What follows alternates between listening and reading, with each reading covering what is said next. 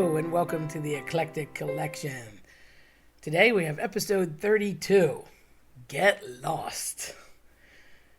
A long time ago, actually it was our galaxy, I was a wee tot. We're talking late 70s, and I feel like some brief explanation is involved with the dynamics of my family.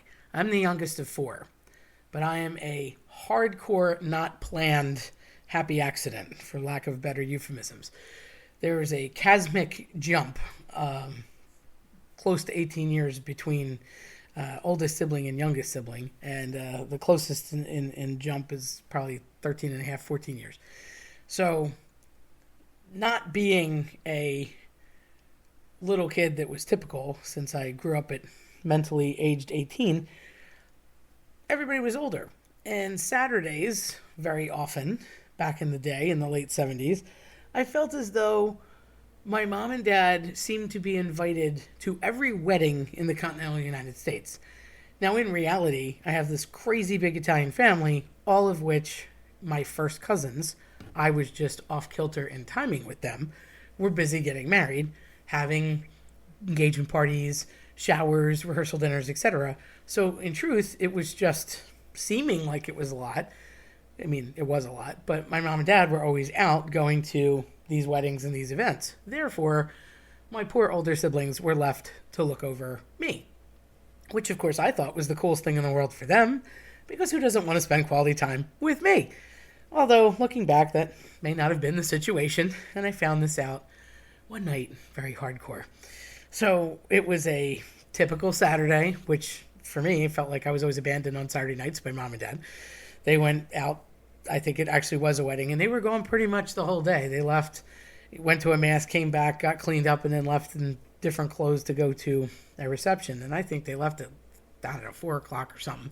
And everything was pretty much in Philly back then. So they had a little bit of a drive at a park, etc. And I knew they weren't going to be home until later. My brother was a fireman, so he was often at the fire station and, running on a call. So although he was there, he kind of had the easy out because he might have to go to a fire. So he would be there, but obviously not the one that was always going to stay. Sometimes, but usually not. And my oldest sister had gotten married young, so she was already out of the house, thus leaving my closest sister in age, who still has a good 14 years on me, even though when we go out, they card her and assume that I'm the older one. Why is that? Must be the gray hair. So, she has always had a baby face, so I guess that's why. She usually enjoyed watching me, obviously. However, I'm sure that was a little bit of a struggle, considering she had her, at the time, Burger King posse of friends, and I, of course, thought they were coming over to see me. So she was probably stuck here, so friends could come here, but she obviously couldn't go out because she would have to drag me along. Now, not gonna lie, went to a lot of places with my siblings and had lots of fun. Used to crawl around on the fire trucks, used to totally go in the back of Burger King, back when Burger King was what it used to be in the 70s tier. I would like to point out that my sister actually got a 5-year pin in gold, yes, and went to the Burger Boa Championships. Yes, that's a thing. People actually competed to find out just how many ounces of burger are in their burgers, and it was quite the big deal. Lots of bragging rights. But I would always be there because mom and dad were always tied up somewhere, and they were good to take care of me. However, this one night sticks out. It was a Saturday. They left for said wedding. I don't even know what cousin was getting married, and it was tricky because I am a first cousin, but because of my age, generally, with no kids were involved, even though mentally I completely disavowed myself from being a child, I was still in that label, so I wasn't able to go. Therefore, I didn't catch the invite. And a lot of times it was just the aunts and uncles, since we had such a big family. So, getting sick of probably constantly having to watch me, and again, it was a weekend, she just had no patience this one night. And I remember clearly my brother was making some sort of food product with one of the guys from the firehouse. And they were getting ready to take said food product back to the fire station. So they weren't going to stick around. They weren't going to be there. They were just there at the moment. And I don't know what I wanted, what I said. It wasn't important, but I just kept asking questions. And what are we going to do? We're going to play cards. Like, I was at the time maybe 5. So that's a limiting kind of a thing. We're talking Crazy Eights, a little bit of Simon. Still have my Simon. Still love it. Obviously, TVA was limited, but, it was Saturday night. So there was that whole Fantasy Island Love Boat thing going on. And, of course, the Solid Gold Dancers. But it was too soon for that because that lineup didn't start till 7. You remember that lineup. If you don't, you should watch it on reruns. And I had probably 2-3 hours and didn't really know what we were going to do. Me, of course, planning a wonderful night, thinking it would be fantastic. It was a Saturday. I was being occupied and babysat with great people. It was good times. Thinking, of course, that it centered around me because my universe was me at the time since I was 5. Well, she was brewing, and I probably should have noticed, but I was 5, so I didn't notice, didn't take the hint. And after the 86th question in a row, what are we doing? Where are we going? What are we going to do? Your friend's coming over? What's happening? God knows what I was asking her, but I was probably driving her crazy. My sister turned around and lashed out and said, "Get lost." Well, I was instantaneously traumatized. I could not believe that she didn't want to spend every possible moment with me on a Saturday night, much less to be so caustic as to say something like, "Get lost." To this day, clearly, it sticks with me. And it's what I make fun of her about all the time. I'm like, get lost? Do you want me to get lost? We literally text each other that every now and again when something's bad or a person's being annoying and doesn't take the social cue. I'm like, get lost. So I would like to tell you that I got over it, but no, not quite. However, it was so stunning to me at the time, I could not believe that was even uttered. I was like, that's it? You're done? I'm clearly having this conversation with Mom and Dad. Meanwhile, my brother is laughing because he witnesses the whole thing, but he was leaving anyway. So it made for a very sad, melancholy Saturday night. I basically sat watching TV, essentially alone, didn't really say much, had nobody to play Crazy Eights with. She clearly wanted nothing to do with me that night and was just stewing that she was stuck there watching me.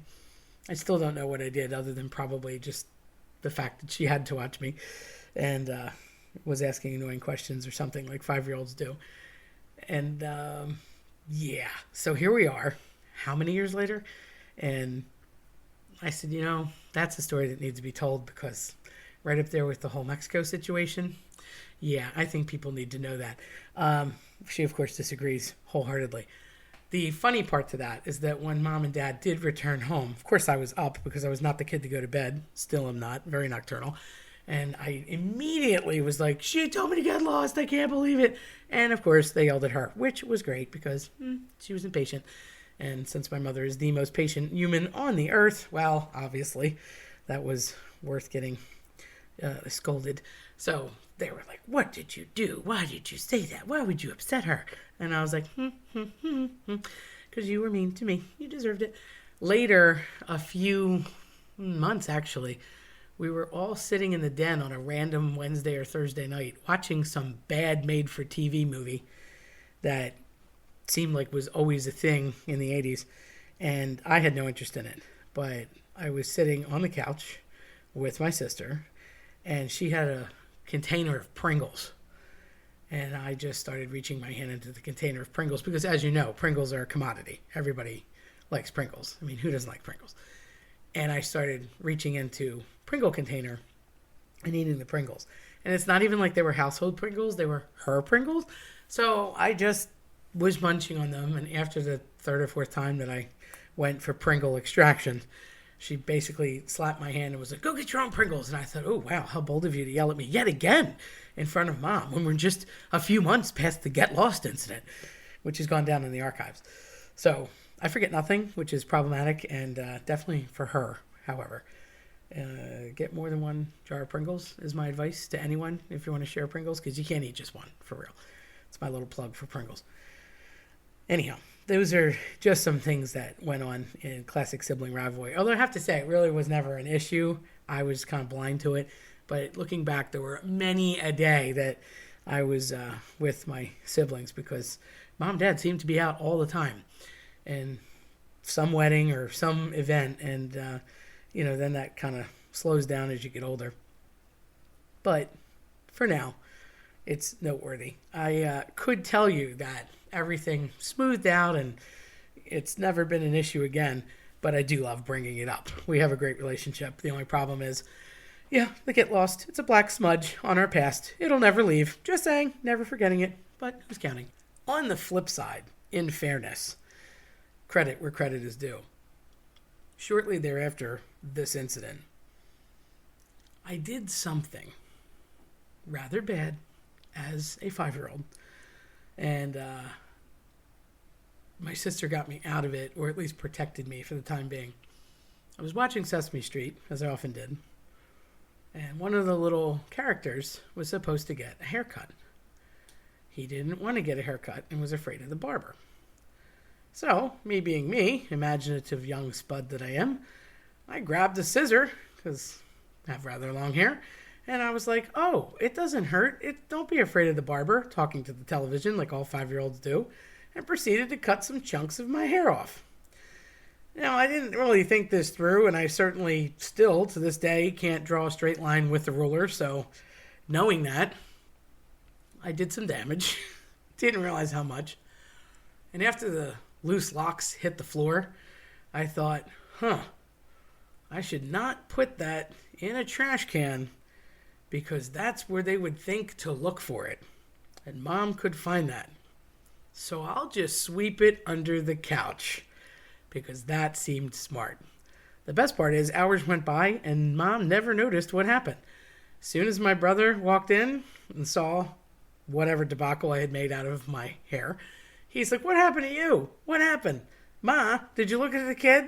So, oops. I never really have much of a memory as far as what that really looked like from an outsider's perspective, since I was the one wearing what was left of my hair. But Mom got very angry. And my mother really should be a saint. So she was doing laundry at the time. I was about a room away in the den. She was standing in the kitchen where our laundry stuff is. And she's taking things out of the dryer. And I watched her very angrily ball up socks and fold them into one another. When she was so angry, she threw the socks at me. Again, I was mortified. I had never been hit. This was ridiculous. I was so upset. So in a fitted freak-out frenzy panic, I raced to the back of the house, and Mom's very not happy with me. I can't believe you cut your hair, blah, blah, blah, come back here. And my sister ran into a bedroom with me, and we locked the door. I remember thinking that. Not that my mother was ever coming after me in reality. But we locked the door. And she's like, here, you'll be safe. So, in fairness, she did protect me when the time had come. But getting socks thrown at me, I'd still have that conversation with my mother about that. I'm like, you going to throw socks at me? Is that what you're going to do? Throw socks at me? Because I never forgot the socks. Never quite got over it. I told you I can't forget anything. Anyhow. Hopefully these are happy euphemisms to the real kind of anger and terrible things that you could say and do to somebody. So when in doubt, maybe just tell them to get lost, especially if it's really bothering you. That way you don't have to get super angry. If you liked my story today, then check us out at eclecticcollectionpodcast.com or follow us on your preferred platform. I'm Terry Tenaglia. Thanks for listening.